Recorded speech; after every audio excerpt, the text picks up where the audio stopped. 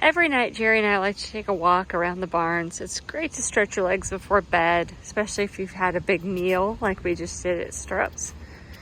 And it's just kind of cool to be out here at night, so quiet. It's just a different scene than during the daytime. Still plenty of people go-karting around, like in their golf carts, trying to get to the barns, maybe doing night check.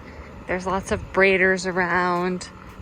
It's just really interesting to see what happens after dark. So let's take a look at the aisle here. This is a typical aisle at the World Equestrian Center. Here's the stall. Everybody talks about the stall mattresses, and you're probably wondering, what does that mean? This is the stall mattress. It is a cushioned surface that makes it so that your horse is not standing on concrete. It's really quite nice. The stalls are absolutely huge. If we go into a stall, they're quite huge. There is an area where you can actually tie your horse up. And then the stalls have a fan, which is really nice. And then this is what it looks like from inside of the stall. Plenty of places to hang your buckets if you need to do that. See that? 3 places to hang buckets. Really huge. This is what we call the green mile. It's called the green mile because the footing is actually green. It is some type of spray foam cushiony material. I don't even know what it is, but it is green, and it is the center aisle of all the barns that leads you up to the various arenas. So you will walk the green mile to get up to the ring unless you cut across a parking lot. And it is so springy and so light on your feet. I wish I had it in my own home. And I think every barn should have the footing of the green mile. It is such an interesting experience to walk on it. Maybe this is a little bit easier to see that it's green. It is a green, interesting footing. And Jerry, what would you say this footing is? Some type of neoprene, rubber, whatever. It is really an interesting surface.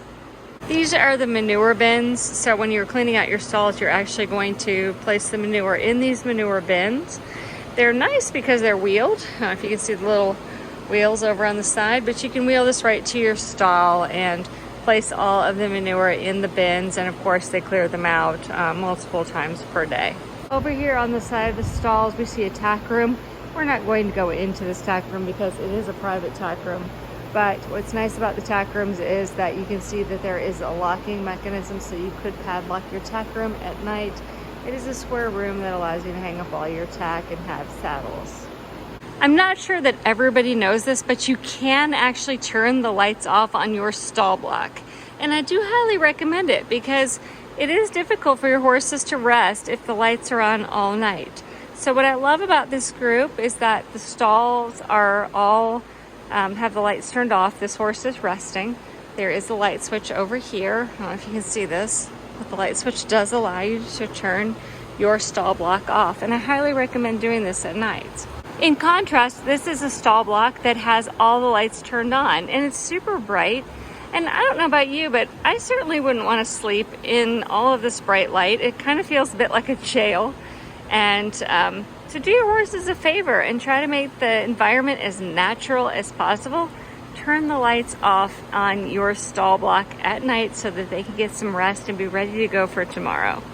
So each of the barns does have nice wash racks, and here is an example of what one of those wash racks looks like. This particular stall block area has 3, and this one has been occupied by somebody. They've left all of their shampoo in it. It does have cross ties, which is fabulous. You do want to bring your own cross ties though, because they do not stay. Here you can see some baling twine cross ties, where over here there's somebody occupying the cross ties, and they are proper cross ties. So do keep in mind that if you need to hook a horse up, you do need to bring your own.